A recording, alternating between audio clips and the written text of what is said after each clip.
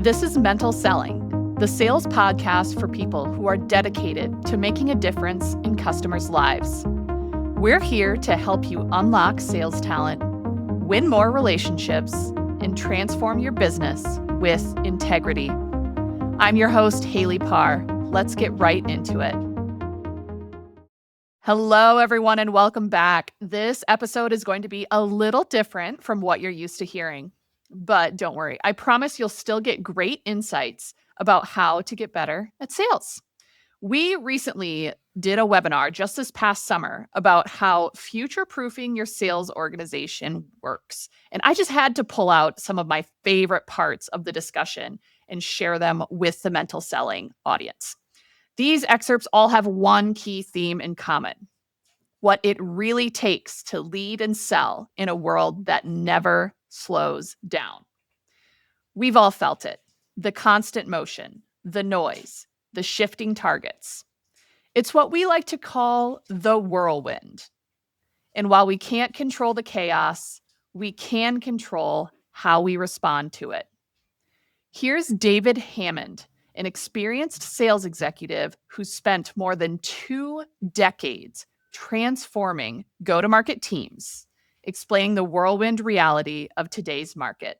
Yes, it has been a bit of a whirlwind, right? And I'll tell you, I don't know, when you talk about today's market and go back, just look at the last 5 years, right? What are we, 2025? And here we go, 2020, where COVID's spinning up. That changed a lot of the reality, the operating day-to-day reality for many of us. Well, not for many, for all of us. But for those of us who were in frontline revenue growth responsibility roles, it changed everything. Personally, had been on about 120 flight segments a year for about 7 years straight before COVID. And it just immediately changed how we connected with our prospects and our clients and our partners in the market. And that was a tough adjustment for many. And then, COVID, we emerged from that. I think we all tried to put that in the rearview mirror as quickly as possible. We started re-engaging. You could see the appetite for connection was spinning back up. And now we have this new wave of AI, artificial intelligence, and tools that are at our disposal. Dr. Hayley mentioned we're going to talk a little bit about doing more with less. What a great opportunity, but at the same time, a great challenge, because there's so much capability.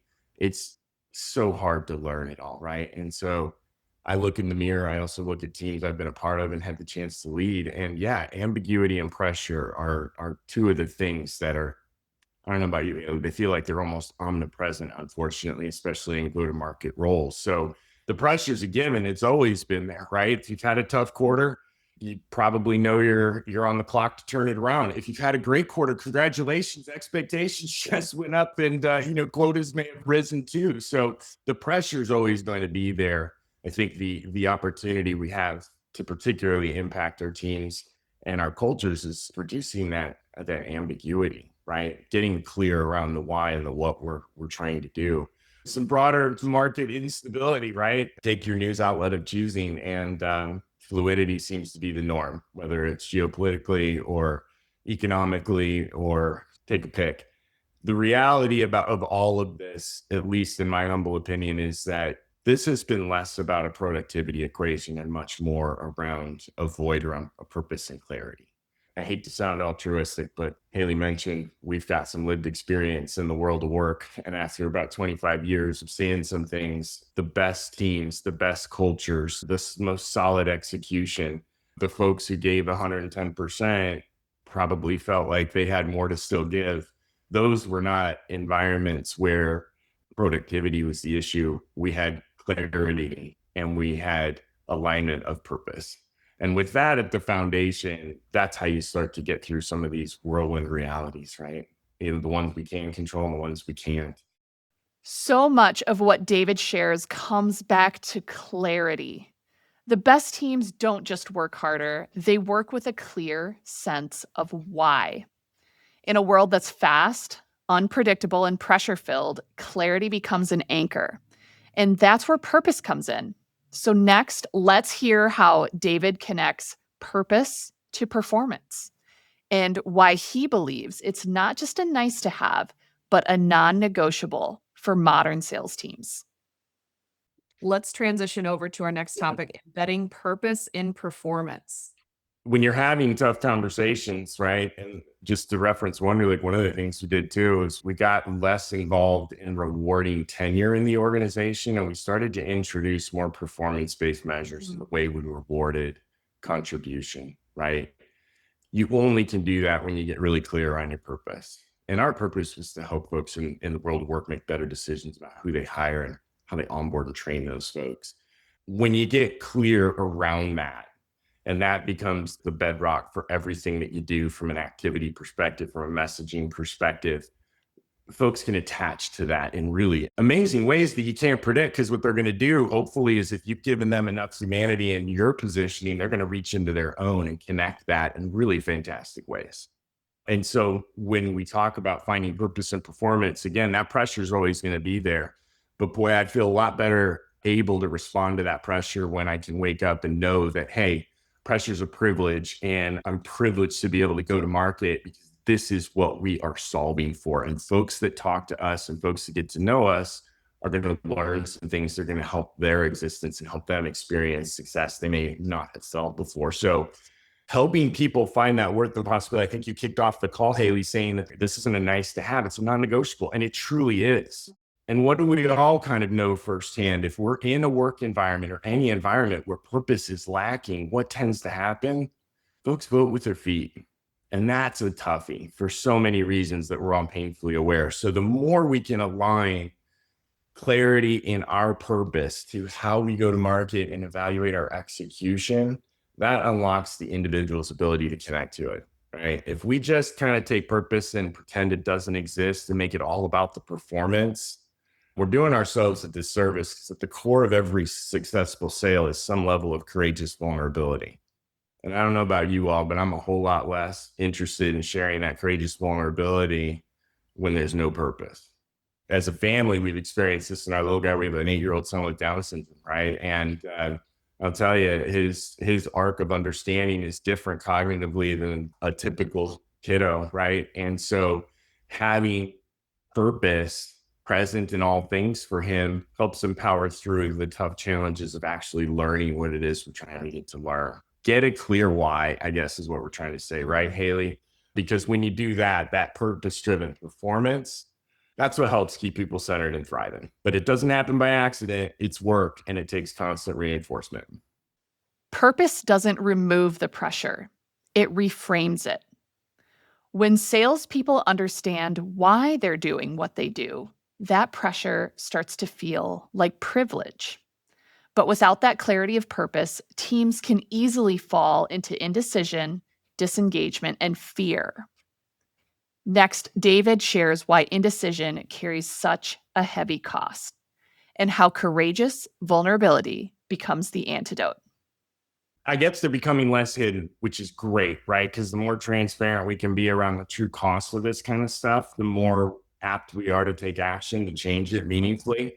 Yeah, I couldn't agree more with a bunch of the bullets on this slide. I do think that fundamentally friction comes when folks have ambiguity, or they're uncertain, or they don't have a high level of psychological safety around the culture or their role in the team, what the team's trying to do. Those are real costs, right? And even if just turnover alone was the only KPI we kept on the cost of that indecision, that would be enough to get our attention. But there's more to it. Not knowing where you fit. I mean, boy, I hate to strike up the world's smallest violin, but aside from being a really bad business strategy that leads to worse business outcomes, it's kind of a human just miss, a human tragedy when folks don't know where they fit.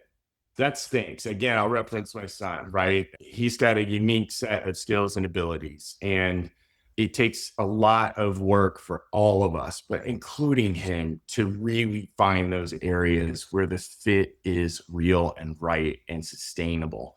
We know, at least I do, when I've made decisions that were transactional, and they didn't stick.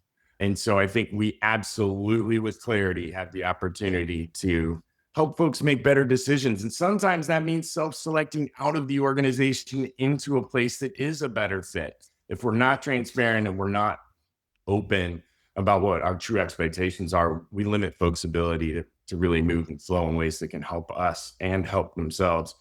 All of this, though, masks the thing we keep hitting on, which is courageous vulnerability, right? Learning can be scary. Learning new skills, adapting to change can be scary things. Courageous vulnerability. I talk about them a lot. They're real. And I'll tell you what, humbly in disengaged environments, it's usually because folks aren't bringing that courageous vulnerability to the table. And if they're not bringing it to the table, odds are it's not because they're horrible human beings, but because they haven't found the right motivation or purpose or reason to bring that to bear. So before we make it a performance equation, we should look in the mirror as leaders of our cultures and our sales orgs and say, what are we doing to fundamentally change the culture so that folks can surface the issues and surface the disconnects that are truly driving the disconnect and the lack of performance. I talk about fear all the time. One of the lovely ways fear was described for me was false examples appearing real. And if we don't provide clarity in response to a lot of noise for our people, those false examples can appear very real. And fear then starts driving the boat rather than the business strategy and the culture. That very idea, courageous vulnerability, is one that to this day is sticking with me. When leaders create space for it, performance follows. And it's especially true for the next generation of sellers. They're entering the workforce in an era of automation, AI, and endless amounts of data. But even with all of those tools, what they want most is human connection. Here's how we framed it in our next conversation. I just wanted to hit on a couple punchlines of what that next generation of sellers, what we're hearing that they're getting. And sometimes that's not exactly aligned with what they're saying that they need. It comes down to kind of a feeling of disconnect. All the topics that we touched on today, disconnect from purpose. They're entering sales with this digital native mindset. They've got access to tools that they're the most automated, most powerful tools than ever before, but there's still this disconnect. So what is that stemming from? Well, often it's stemming from that inability to make the connections, to translate the usage of those tools to actual impact with real humans, even when they've got the data at their fingertips. In today's world of uncertainty, they're having to learn how to navigate more buyer complexity than ever before. And as we touched on earlier, if there are training programs and processes and methodologies in place, sometimes it's really generic. Sometimes it's that check the box style program, lack of alignment, doesn't really resonate with the bigger picture. So for all the things we touched on today, we're hearing that especially with the next generation of sellers, those types of things aren't super effective. So what's the difference in between what they're getting and what they need? The takeaway is this: training and development programs need to focus on some of those timeless fundamentals. All of the hard work you mentioned on the previous slide, not to mention things like empathy, like active listening, how to build trust, making sure the content is modern. There's an ongoing commitment to coaching to really reinforce what's being taught, what the content is with the training on an ongoing sustainment basis. And at the end of the day, really just finding a methodology that aligns with culture, mission, and purpose.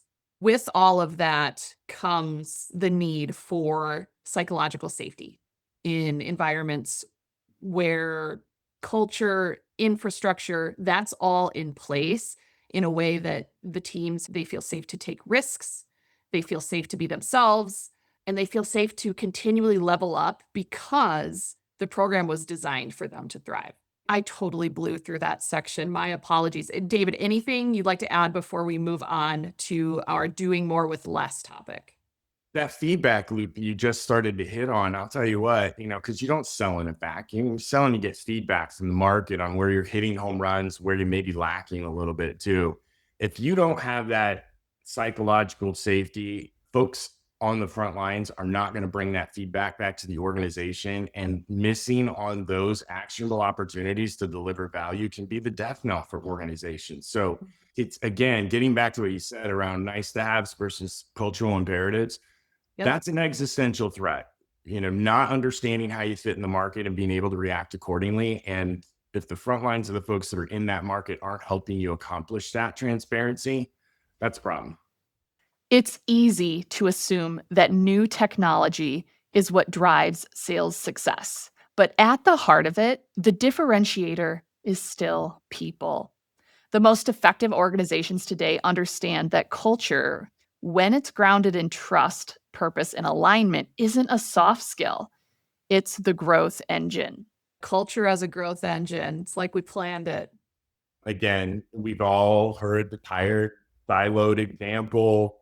Thank goodness. One of the things that technology affords us is the opportunity to see the silos, find the silos, and deconstruct those silos. But that's not just the tech equation. There's a cultural component. There's pride of ownership. There's a lot there. And until you have figured out those pieces and gotten clarity and buy-in from your key constituents, which are your people, whether it's sales culture, whether it's training strategy, whether all of those things are going to be at risk. So simple metaphors, but when you're thinking about building that sustainable foundation for growth, culture had better be a part of that bedrock, because if it isn't, you'll pay that price later. As sales leaders, our greatest opportunity isn't to outwork the whirlwind. It's to bring clarity to our people, clarity right in the middle of it all. When we do that, performance becomes sustainable and culture becomes our competitive edge. To hear more from David Hammond and to catch the full conversation, access the complete Winning in the Whirlwind webinar on demand at integritysolutions.com. You can find the link directly in the description of the podcast.